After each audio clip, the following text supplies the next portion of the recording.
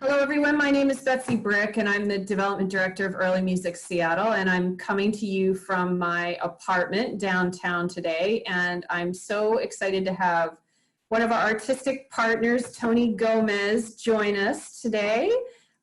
Tony is a member of a performance group called Trio Guadalavine. That also includes our esteemed Executive Director, Gus Denhard, and Abel Rocha.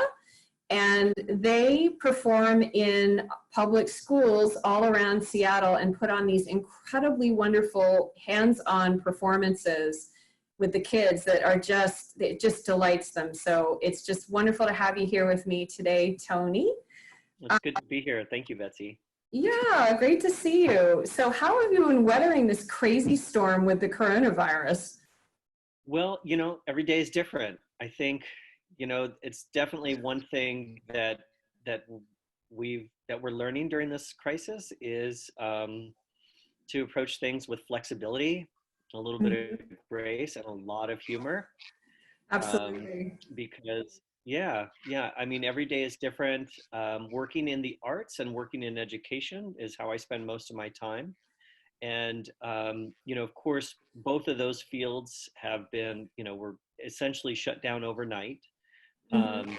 And yet neither of those fields are completely dormant. They're actually both percolating with lots of activity. And so I find that even though I'm, physically confined to my home and my neighborhood, I am so busy between various projects. There's just a high demand. The arts are essential right now because they are how we cope and how we express, what we're dealing with. Absolutely, yes. And then education is, just because our school buildings are closed doesn't mean our minds have to be. We still have lots to engage in. Absolutely, well said. So I want to divert a little bit and change our focus. We'll revisit that topic a little bit later in our conversation, but I want to find out a little bit more about your interest in early music, particularly early music traditions that lie outside of the traditional Northern European culture that we come to associate with the academic understanding sometimes of early music.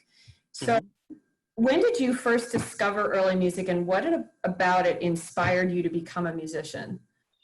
Well, I became familiar with early music before I even knew it was early music. And yeah, I mean, I think I came to it from a couple different places.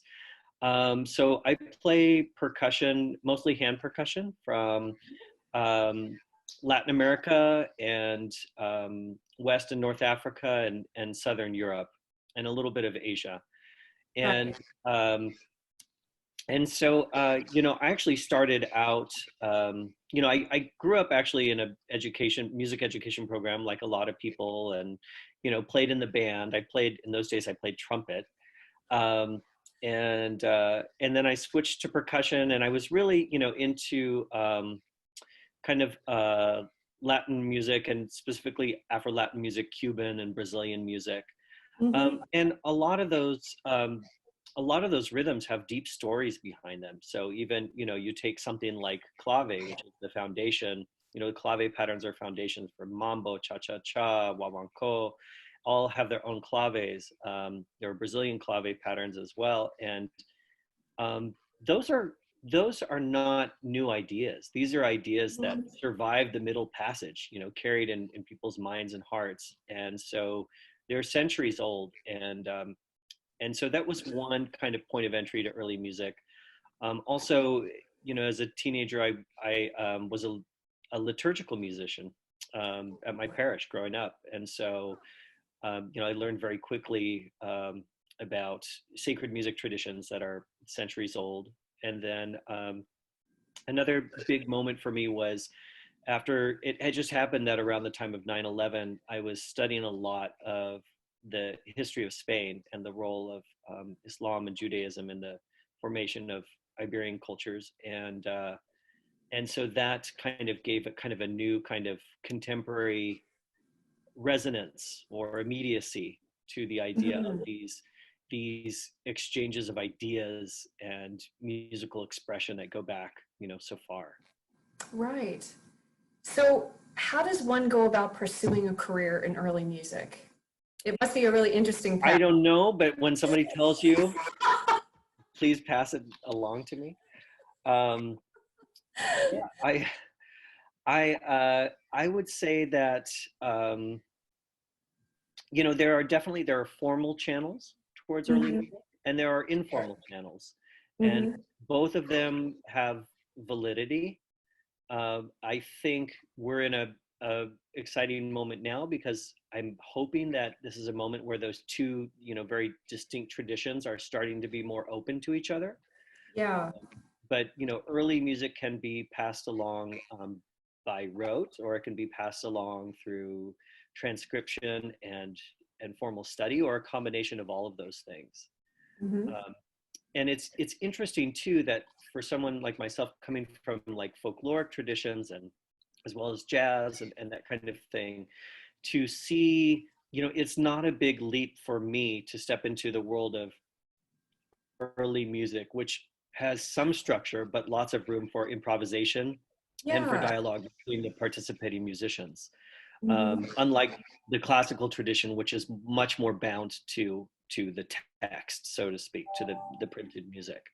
So I feel very comfortable approaching it from that point of view, and I think approaching how does one become involved in early music, as one becomes involved in any kind of music, um, with a sense of adventure and humility and an openness and really like big ears, so that you're like really listening to what's around you, and it's each musical style is like a language, so you learn the idiosyncrasies of that language.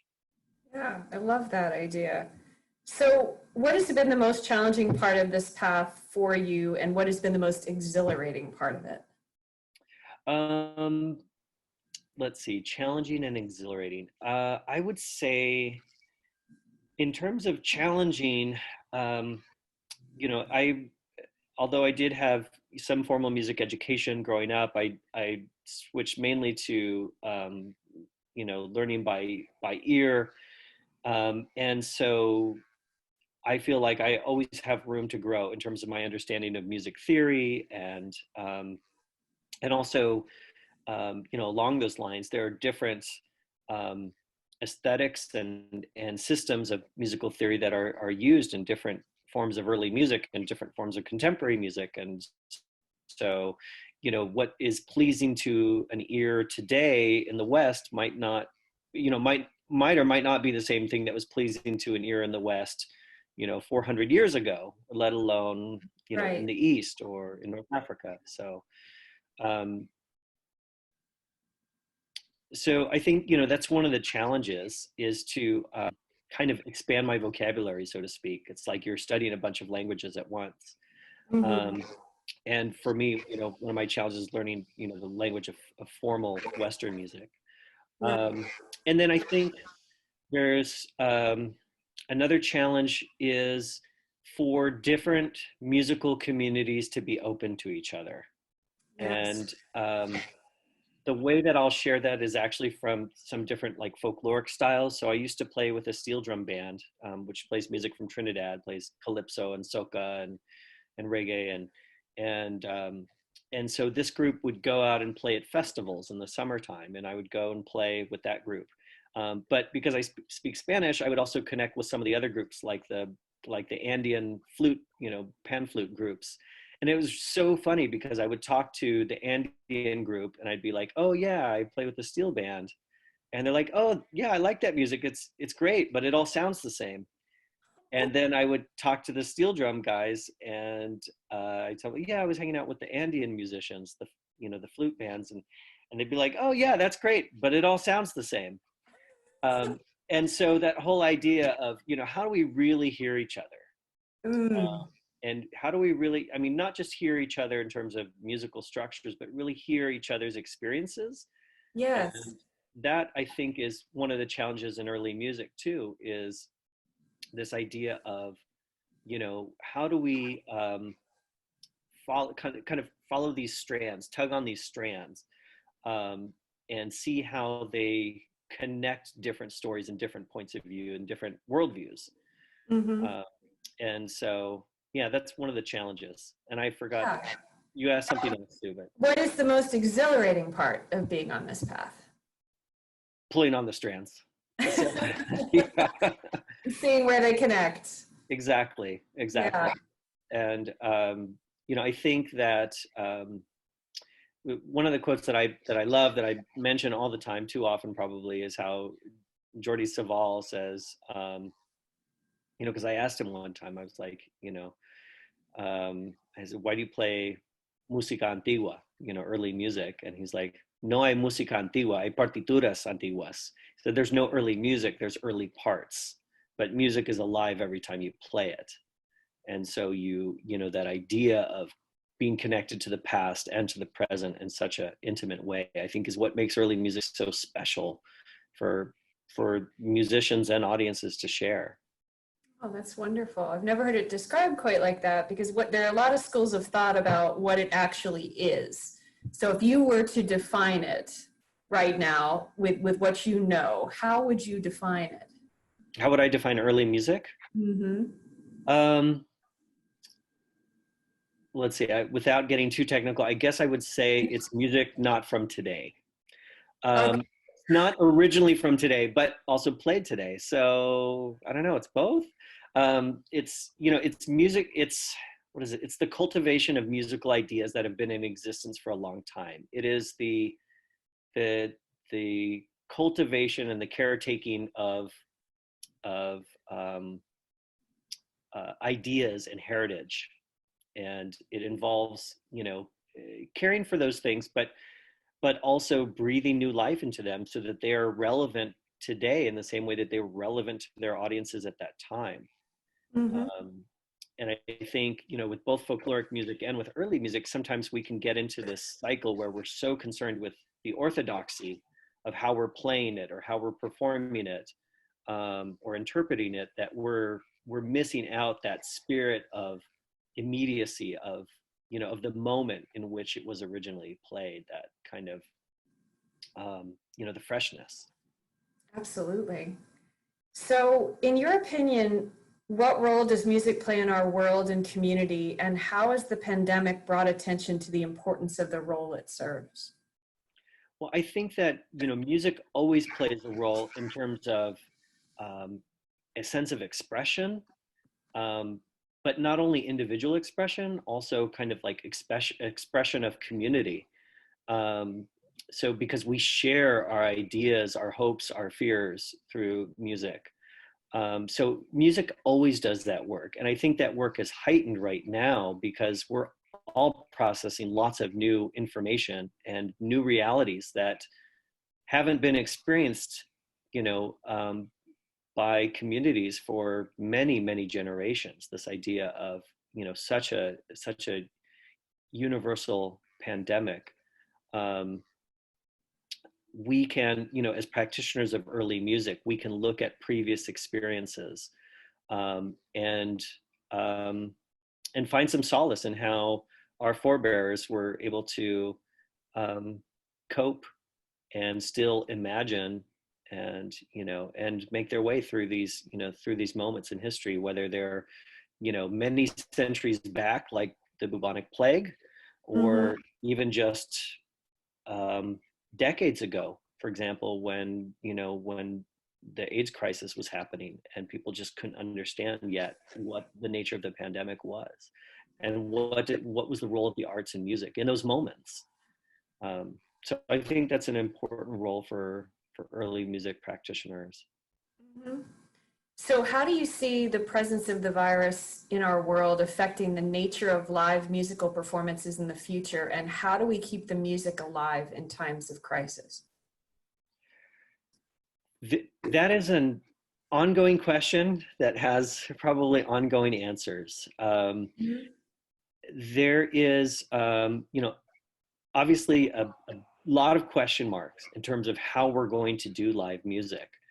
Um, how will we gather to do live music? How will musicians even gather? What are some things that technology can do, and what are some things technology can't do? Mhm. And what is the role of certain presenters or venues in facilitating experiences. So, I'm thinking about right now we're leaning pretty heavy on technology as we are in this call. Mm-hmm. Um, and technology still presents challenges for musicians to gather because there's, with the exception of maybe one app that's in development, for the most part, there's time delay, which affects musical collaboration. Right. We're finding ways around that. We're sending files back and forth to each other, um, but it's different than real time collaboration.